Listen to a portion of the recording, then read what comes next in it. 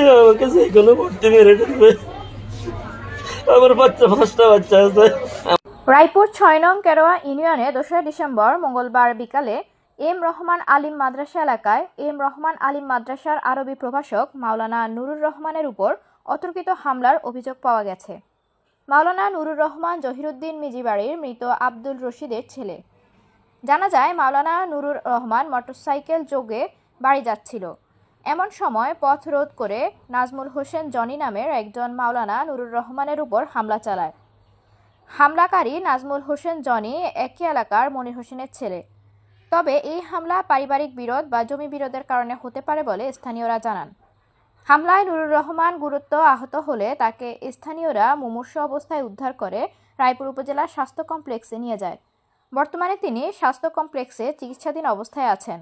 ভুক্তভোগীর পরিবার জানায়, এর আগেও একাধিকবার এই জনি মাওলানা নুরুর রহমানের উপর হামলা চালায় এবং আজকে তাকে প্রাণনাশের হুমকি প্রদান করে।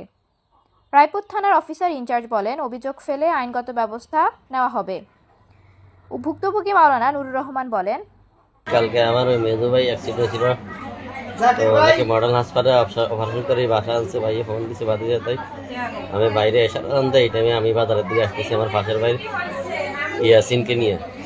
এই অবস্থায় আমার বড় ভাই ছেলে নাজমুল হোসেন জনি আমাকে অতর্কিতভাবে রাস্তার মধ্যে এই সুপারি গাছের মোটা এক গোল 4 ফিট 5 ফিট লম্বা গোল দিয়ে আমি হুন্ডায়, আমার পিছনে ইয়াসিন বসা, আমার অতর্কিতভাবে আমার সর্বপ্রথম মাথার মধ্যে বাড়ি দিচ্ছে। মাথা হেলমেট আছিল, 3টা বাড়ি দিচ্ছে মাথা। এরপরে আমার ডান হাতের এখানে বাড়ি দিছে, এরপরে বাড়ি দিছে এখানে, তারপরে আমার রানে এখানে বাড়ি দিছে 7-8টা আমাকে বাড়ি দিছে।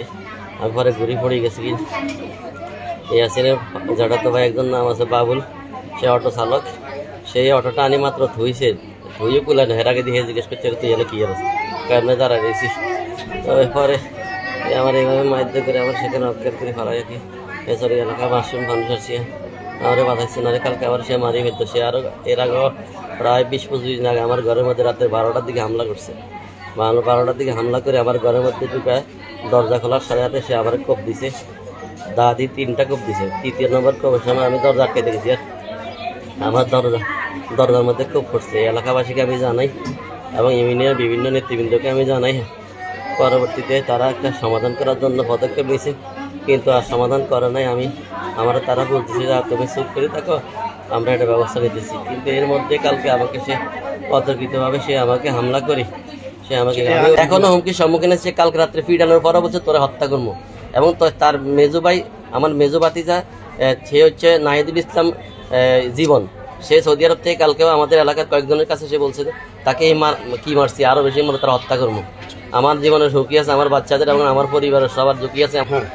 আমি এই জন্য বাংলাদেশ সরকারের প্রশাসন যারা আছে তাদের কাছ থেকে আমি এটার উপযুক্ত সমাধান চাই এবং আমার জীবনের জন্য রাষ্ট্রীয় যে নিরাপত্তার সেটার জন্য আমাকে দেওয়া হয়। আমি নিরাপত্তাহীনতা ভুগতেছি প্রতি মুহূর্তে, প্রতি সেকেন্ড। আমি বাইরে হইতে আজকে আমি 2 মাস একজনকে সাথে নিয়ে বেরোই, আমি ঘর থেকে একা বের হইতে পারি না। সে আমাকে